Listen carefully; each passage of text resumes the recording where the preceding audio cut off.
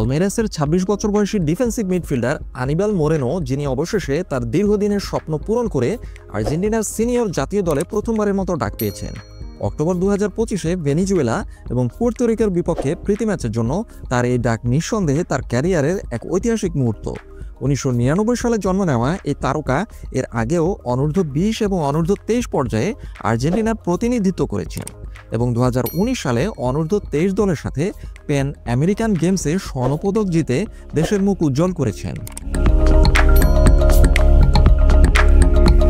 Racing club এবং new Wales old boys এবং তার বর্তমান ক্লাব পালমেইরাসে তার দীর্ঘ ক্যারিয়ারে তিনি ২৫০টিরও বেশি সিনিয়র ম্যাচ খেলেছেন। আনিবাল মোরেনোর সিনিয়র ক্যারিয়ার শুরু হয়েছিল নিউ ওয়েলস ওল্ড বয়েজের হয়ে। এরপর তিনি রেসিং ক্লাবে চলে যান এবং ২০২৪ সালে ব্রাজিলিয়ান ক্লাব পালমেইরাসে যোগ দেন। প্রতিটি ক্লাবেই তিনি নিজের পারফরমেন্সের মাধ্যমে নিজের জাত চিনিয়েছেন। তার দৃঢ়তা, নির্ভুল পাস এবং মাঝমাঠের দখল নেওয়ার ক্ষমতা তাকে দলের অপরিহার্য অংশ করে তুলেছে। আর্জেন্টিনার বিভিন্ন যুব স্তরে, বিশেষ করে অনূর্ধ্ব-২০ এবং অনূর্ধ্ব-২৩ দলে মোরেনো অসাধারণ পারফরমেন্স দেখিয়েছেন। ২০১৯ সালের প্যান আমেরিকান গেমসে অনূর্ধ্ব-২৩ দলের হয়ে তিনি স্বর্ণপদক জয় করেন।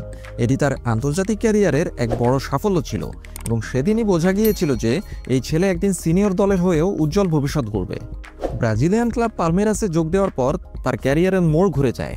ব্রাজিলের শক্তিশালী লিগে নিজেকে মানিয়ে নেওয়াটা সহজ ছিল না, কিন্তু মোরেনো পালমেইরাসে যোগ দেওয়ার পর থেকে তার খেলার মান আরও উন্নত হয়। তিনি দলের হয়ে আক্রমণ ও রক্ষণ উভয় ক্ষেত্রেই গুরুত্বপূর্ণ ভূমিকা পালন করেন।